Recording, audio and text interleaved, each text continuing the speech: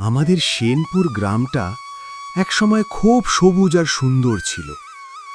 গ্রামের পাশ দিয়ে বয়ে যেত রূপালী নদী, আর মাঠ জুড়ে থাকত সোনার ধান। কিন্তু এখন আর সেই দিন নেই। প্রায় 1 বছর ধরে গ্রামে এক ফোঁটাও বৃষ্টি হয়নি।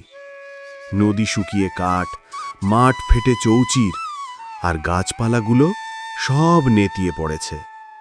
গ্রামের মানুষের মুখে হাসি নেই, সবার চোখে শুধু দুশ্চিন্তার ছাপ। হ্যাঁ চাচা, এখন আর আগের মতো মজা পাওয়া যায় না গ্রামে। সবাই চাকরির খুঁজে শহরে চলে যায়, অথচ কত মানুষ পড়াশোনার পর চাকরি পায় না। সবাই যদি চাকরির জন্য খোঁজে, তাহলে এত চাকরি দেবে কে? এই জন্য মানুষের দরকার গ্রাম বা শহরে ব্যবসা দেওয়া উচিত। অন্তত কিছু মানুষের কর্মসংস্থান তো তৈরি হতো। আমরা তো কৃষিকাজ করে কোনো মতে জীবন পার করেই দিয়েছি। রে, তুই একদম ঠিক বলছস। শহরের মানুষ গ্রামের চিন্তা করে না। তারা যদি গ্রামে উন্নত প্রযুক্তি, ব্যবসা প্রতিষ্ঠান দিত, তাহলে আজ গ্রামের এই হাল হতো না। আমরা যদি ফসল ঠিকমতো চাষ না করতে পারি, তাহলে তারা এই চাল, ডাল, মাছ এইগুলো পাবে কোথায়? আচ্ছা, এই সব বলে লাভ নাই। আমাদের জীবন তো কেটেই গেল। এখন ওই যে বিভিন্ন কল কারখানা, বিভিন্ন উন্নত জাতের প্রযুক্তি ব্যবহারের ফলে এখন ঋতু পরিবর্তন হয়ে গেল। তাই এখন আর বৃষ্টির সময় বৃষ্টি আসে না।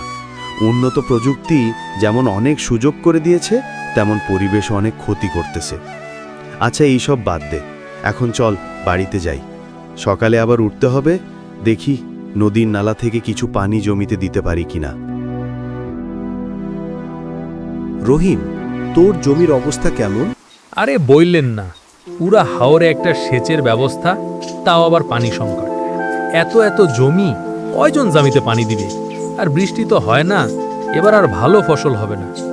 ভাবছিলাম এইবার কিছু ধান বিক্রি করে একটা গরু কিনবো, তার হইল না। চলা খুবই মুশকিল হয়ে গেল। আসলে এই গ্রামের মানুষজন এখন আর কৃষিকাজ আগের মতো করে না, আর কৃষিকাজ করার আগ্রহ নাই।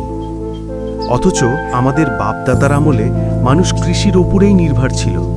কই তাদের জীবন তো সুন্দরভাবেই কেটে গেল।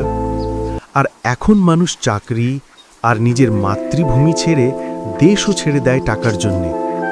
দেখ, এবার রেনুমিয়ার জমি পানির জন্য সব ধান গাছ মারা গেল।